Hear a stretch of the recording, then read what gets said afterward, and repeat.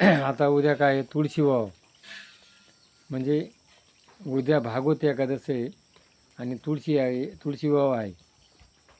तर वृंदा ही जालंधर राक्षसाची पत्नी होती आणि वृंदाना काही हजार वर्ष तप केलं की मला विष्णू संग विवाह झाला पाहिजे. पण तिलाही शाप होता आणि विष्णूचा गण जालंधर यालाही शाप होता, तू राक्षस कुळात जाशील. आणि मग ब्रह्मदेवानं सांगितलं तुझा विवाह हा जालंधर नावाचा राक्षस आहे, तो विष्णूचा गण आहे, त्याच्याशी होईल. आणि मग त्याच्याशी विवाह झाला. आणि मग जालंधर खूप बलवान होता, शक्तिवान होता, बलाढ्य होता. आणि मग त्याची जी पतिव्रता वृंदा होती, तिच्या तपाच्या बळावर त्याला पराजय येत नव्हता. आणि मग शंकराचं आणि जालिंधराचं युद्ध सुरू झालं. त्यावेळेला तो शंकराला सुद्धा ऐकत नव्हता, कारण पतिव्रतेचं बळ होतं. बघा, ज्याच्या मागं स्त्रीशक्ती असती तो कधीच पराजित होत नाही. म्हणून या आपल्या संस्कृतीमध्ये सांगितलं आहे, स्त्रीचा सन्मान करा, स्त्रीचा सत्कार करा, का कुटुंबामध्ये प्रेमानं राहा, तुमच्या कुटुंबामध्ये लक्ष्मी स्थिर होणार आहे. आज कुटुंबामध्ये जिकडं तिकडं नवरा बायकोचे सतत भानगडी होतात आणि ते भानगडी बघून मुलं बेताल होतात.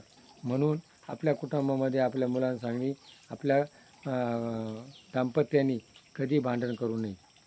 आणि मग तू ज्या वेळेला मग विष्णूनं काय केलं, त्या जालिंधराचं रूप घेतलं आणि मग तिच्या दारात गेला.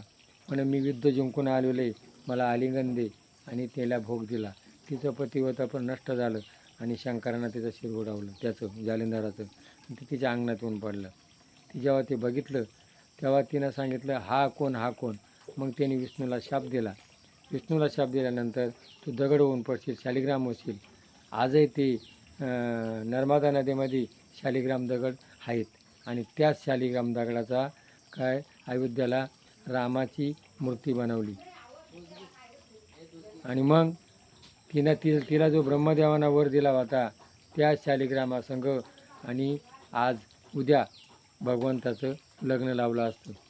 आणि मग ज्या वेळेला ती सती गेली, त्या राखेमधून रोप निघालं, तुळस हे आयुर्वेदामध्ये ओझोनवायू अनेक रोगावर उपयोगी आहे.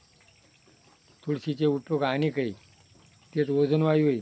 तुळस, उंबर, वड, पिंपळ आणि चाफा हे पूजेला याच्यात प्राणवायू घेतात, प्राणवायू सोडतात. म्हणून आपल्या निसर्गामध्ये या वनस्पतीला जास्त महत्त्व आहे. आणि मग जो या तुळशी विवाह साजरा करील, तुळशीची माळ गळ्यात घालेल, या आरोग्याला चांगली आहे. आणि मग तेव्हापासून हे लग्न लावलं जातं. आणि हे लग्न लागल्यानंतर आपल्या हिंदू संस्कृतीमध्ये मुलामुलींचे विवाह तुळशीचं लग्न लागल्याशिवाय होत नाहीत. काय आणि मग इथून लग्नाला सुरुवात होती. हा झाल्यानंतर लग्न शुभ मानलं जातं. त्याच्या काय कुटुंबामध्ये सुख समृद्धी समाधान लागतं. असा उद्या तुळशी विवाह आपण लावू आणि आपण प्रत्येक त्याचा विवाह लावा. हे पटलं असेल तर क्लिक करा. जय भैरवनाथ.